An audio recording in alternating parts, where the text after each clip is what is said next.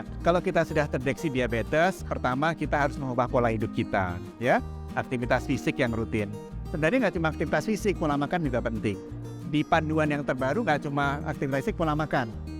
Tidur harus cukup, ya. Harus ada stress management misalkan. Pola hidup sehat yang lain, misalkan stop rokok juga harus dikerjakan. Itu satu. Kedua, diabetes itu kita obatin untuk apa? Sebenarnya bukan cuma untuk menurunkan gula darah, kita mau mencegah timbulnya komplikasi mata, jantung, ginjal. Jadi ada baiknya dilakukan screening. Ada nggak komplikasinya? Ada nggak penyakit lain seperti hipertensi atau tekanan darah tinggi atau kolesterol tinggi? Karena itu harus dikontrol semua supaya jangan sampai timbul komplikasi. Jadi bukan semata-mata gula darah, tapi tujuan kita adalah mencegah timbulnya komplikasi akibat diabetes tadi.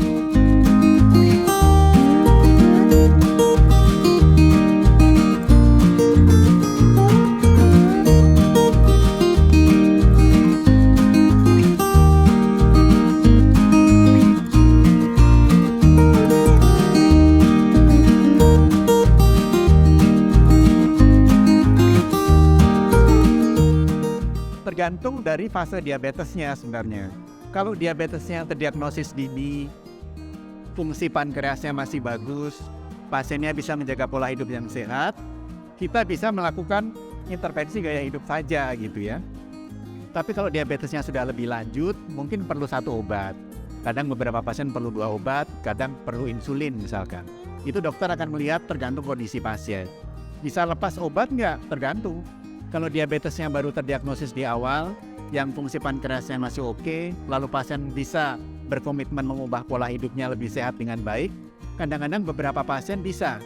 Yang berat badannya tadinya misalkan 100 turun ke 80 atau 90, itu beberapa pasien bisa dikurangin jumlah obatnya.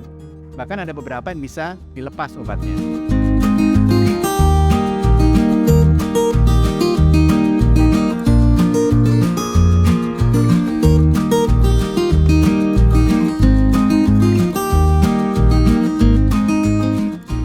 Ya, itu pertama tergantung jenis diabetesnya. Kalau diabetes tipe 1 yang memang masalahnya gangguan produksi insulin, kita pakainya insulin aja biasanya. Ya, pakai insulin saja. Tapi yang sebagian besar orang kan diabetesnya tipe 2. Kalau tipe 2 gangguannya dikerja insulin. Tapi kalau dia ada fase lanjut, produksi insulinnya turun juga. Akibatnya dia harus pakai insulin juga. Nah, setelah itu juga ada indikasi insulin yang lain. Misalkan diabetes pada kehamilan, itu baiknya pakai insulin. Diabetes yang ada infeksi yang berat atau dirawat karena penyakit yang berat, itu harus pakai insulin. Jadi tergantung dari kondisi masing-masing pasien.